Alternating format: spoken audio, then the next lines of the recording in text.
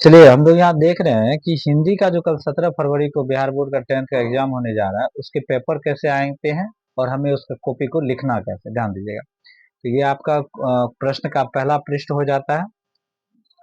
उसके बाद आपको यहाँ ऑब्जेक्टिव देखने को मिलता है, ऑब्जेक्टिव। उसके बाद यहाँ पे ऑब्जेक्टिव है पूरा,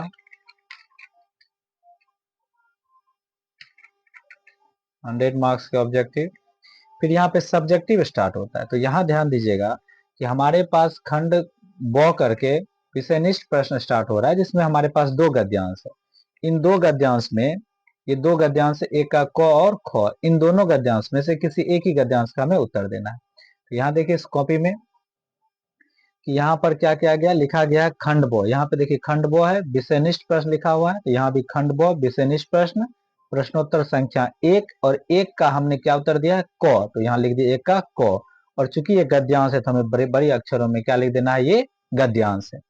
फिर आगे आप देखिए, गद्यांश लिख दिए। आगे आप देखिए इन गद्यांश में जो है, इन पांचों गद्यांश में से 1 2 3 4 5 का पांचों गद्यांश का उत्तर सीरियल वाइज दिया गया है। फिर आ जाइए दूसरे क्वेश्चन की तरफ। दूसरे क्वेश्चन में प्रश्नोत्तर संख्या 2 के क का ही उत्तर दिया गया है, और ये भी क्या है, गद्यांश। हमें बड़े अक्षरों में क्या लिख देना है, ये गद्यांश है। उसके बाद पांचों गद्यांश का उत्तर दिया गया। फिर प्रश्नोत्तर संख्या 3 में, यहाँ देखिए कि क्वेश्चन में प्रश्नोत्तर संख्या 3 में क्या दिया गया है, तो 3 में दिया गया है हमारे पास निबंध। तो यहाँ पर लिखा गया प्रश्नोत्तर संख्या 3 का निबंध लिख दिए ब्रैकेट दे करके। और निबंध में ये है क्या, तो निबंध में हमने क ख ग घ अंगों में से अंगों का दिया है वर्षा ऋतु। तो यहाँ क्या लिख दिया, वर्षा ऋतु। और उसका यहाँ जो भी पॉइंट डिनोट करने का, सभी पॉइंट को लिखना है। जैसे एक का प्रारंभ दिया है, तो प्रारंभ में हम लोग इसके बारे में क्या किया गया, लिख दिया गया। फिर दिया गया सौंदर्य। फिर यहाँ देखिए नंबर 2 करके सौंदर्य के बारे में लिख दिया गया। फिर है नंबर 3 उपसंहार। तो यहाँ उपसंहार करके क्या कर दिया गया, लिख दिया गया। फिर आ जाइए, उसके बाद इसने क्वेश्चन आंसर को बनाया है। तो प्रश्नोत्तर संख्या कितना, 5। तो 5 में यहाँ देखिए इन्हें जो जो 10 क्वेश्चन में से हमें 5 बनाना है, इसको जो भी अच्छा लगा है उसको वो सेलेक्ट कर ली। 3 नंबर का बनाया गया है।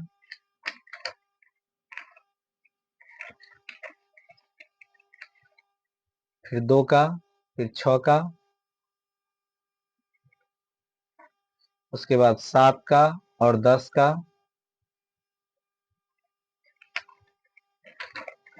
उसके बाद देखिए यहाँ पर व्याख्या बनाया गया है।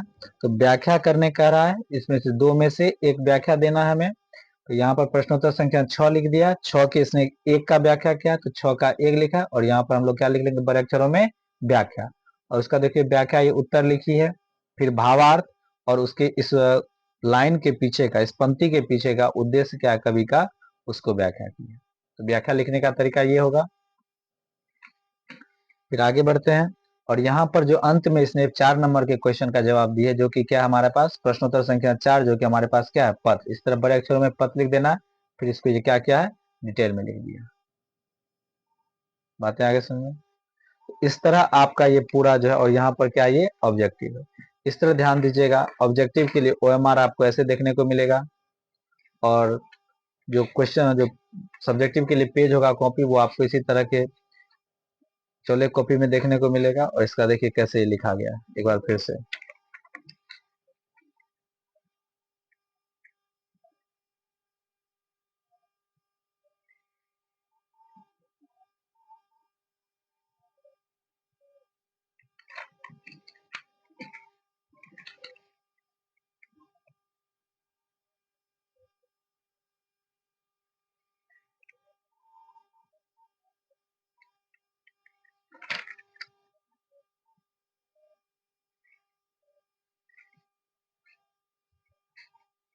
और इस तरह ये क्या हो गया, हमारा समाप्त हो गया। ये रहा हमारा हिंदी का पेपर।